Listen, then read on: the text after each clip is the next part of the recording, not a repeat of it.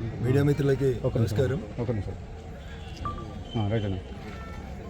అతనూరు మండల పరిధిలో ఉన్నటువంటి చందాపూర్ గ్రామ పంచాయతీ లిమిట్స్లో ఎస్బీ ఆర్గానిక్స్ అనేటువంటి కంపెనీలో జరిగినటువంటి ఒక రియాక్టర్ పేలుడు సంఘటనలో ఇప్పటి వరకు ఉన్నటువంటి ప్రాథమిక అంచనా ప్రకారం సుమారు 5 కంపెనీ ఎండీతో సహా 5 చనిపోయినట్టు తెలియడం అనేది దురదృష్టకరమైన సంఘటన. అయితే అందులోంచి లీక్ అవుతున్నటువంటి గ్యాస్ అమ్మోనియా కావడంతో లోపల ఉన్నటువంటి ఇంకొన్ని రియాక్టర్ల పరిస్థితి కూడా బాగాలేదని సంఘటనలో గాయపడినటువంటి స్థానికులు తెలపడం వల్ల సహాయక చర్యలు అందించడం లోపల కొంత ఆలస్యం జరుగుతూ ఉంది. ఇటీవలనే ఇదే నెలలో ఒక 1 మంత్ లోపలనే కోవలెంట్ అనేటువంటి ఒక కంపెనీలో మొన్న సంఘటన జరిగి ఒక 4 వర్కర్లు చనిపోయినట్టు ఈ మధ్యలోనే తెలిసింది. My appeal to the government, ఫ్యాక్టరీస్కి ఒక ఇన్స్పెక్టర్ అనే కొత్తనే ఉంటాడు. క్వాలిటీ ఎట్లుంది, రియాక్టర్స్ ఎప్పుడున్నాయి, కంపెనీలు పెట్టి ఎన్ని రోజులైంది, ఆ రియాక్టర్ పాతగా అయిందా, దాన్ని ఏమైనా మార్చాల్సి ఉందా అనేటువంటి విషయంలో ఎవ్రీ మంత్ పీరియాడికల్గా విజిట్స్ చేసి ఆ పీరియాడికల్ విజిట్ సందర్భంగా ఏమైనా లొసుగులు ఉంటే కంపెనీ యాజమాన్యాన్ని అలర్ట్ చేసి కార్మికులకి భద్రత ఇవ్వాల్సినటువంటి డ్యూటీ ఫ్యాక్టరీస్ ఇన్స్పెక్టర్. బాధాకరం ఏంటంటే మొత్తం ఉమ్మడి జిల్లా కూడా 1-2 కంటే ఎక్కువ ఫ్యాక్టరీస్ ఇన్స్పెక్టర్ ఉన్నాడు. ఆ ఫ్యాక్టరీస్ ఇన్స్పెక్టర్లు 3 జిల్లాలకి 5 జిల్లాలకి ఇన్ఛార్జీలుగా ఉండడం వల్ల పీరియాడికల్ ఇన్స్పెక్షన్ లోపల కొంచెం లోపం జరుగుతుంది. కాబట్టి వెంటనే ఇట్లాంటి సంఘటనలు జరిగినప్పుడు ఏదో వచ్చి 1 రోజు 2 రోజులు పనిచేసుకోవడం కాకుండా రాష్ట్ర ప్రభుత్వానికి నేను చేసేటువంటి డిమాండ్, ఎవరైతే ఇన్స్పెక్టర్స్ ఉంటారో కంపెనీస్ని ఇన్స్పెక్ట్ చేసి అవి కరెక్ట్ పనిచేసేటువంటి స్థితిలో ఉన్నాయా లేవా మిషన్స్ అని చెప్పేటువంటి ఇన్స్పెక్టర్ ఆఫ్ ఫ్యాక్టరీస్ ఉద్యోగాలని పెంచాలి. ఇప్పటికి ఉన్నటువంటి ఉద్యోగాలు అనేటివి కేవలం 10 జిల్లాలకు కూడా సరిపోయినటువంటి స్థితిలో ఉండే. ఈరోజు 36 జిల్లాలకు వచ్చినారు. కాబట్టి అర్జెంటుగా ఇన్స్పెక్టర్ ఆఫ్ ఫ్యాక్టరీస్ ఉద్యోగాలని ఒక 100 సంఖ్యకి వెంటనే రిక్రూట్ చేయాలి.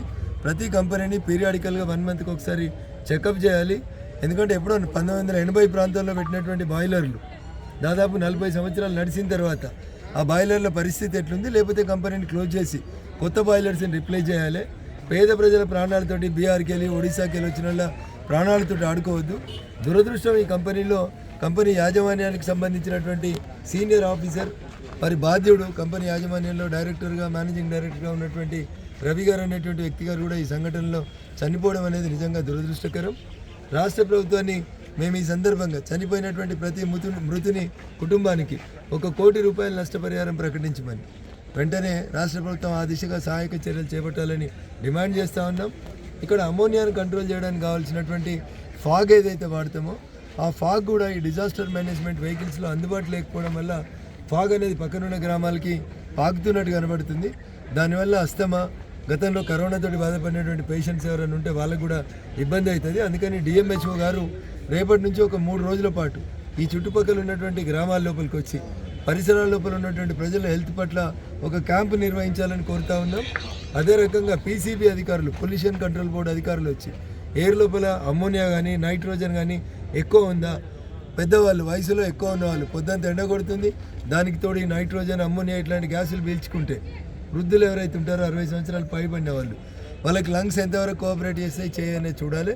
భారతీయ జనతా పార్టీగా ఈ ప్రాంతానికి నుంచి అనేక ప్రజా ఉద్యమాల్లో పాల్గొన్నటువంటి వ్యక్తిగా జరిగిన సంఘటన పట్ల తీవ్ర దిగ్భ్రాంతిని వ్యక్తం చేస్తూ మిగిలిన వాళ్ళు ఎవరైతే ఇంజూరీ అయ్యి కొంతమందికి చేతులు తెగిపోయినాయి, కొంతమంది కాళ్ళు తెగిపోయినాయి, కొంతమందికి half of the chest cut అయిపోయినట్టు హృదయ విదారకరమైనటువంటి ఫోటోలు కనబడతా ఉన్నాయి.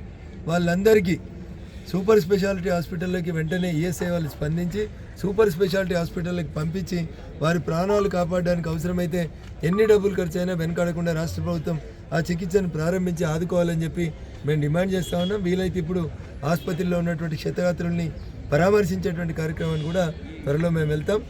రాష్ట్ర ప్రభుత్వం వారు అందించేటువంటి సహాయ సహకారాలని బట్టి రేపు మిగతా కార్యక్రమాన్ని భారత ప్రభుత్వం దృష్టికి ఇప్పుడే మెయిల్ ద్వారా ప్రధానమంత్రి గారి దృష్టికి పంపిస్తూ ఉన్నాం.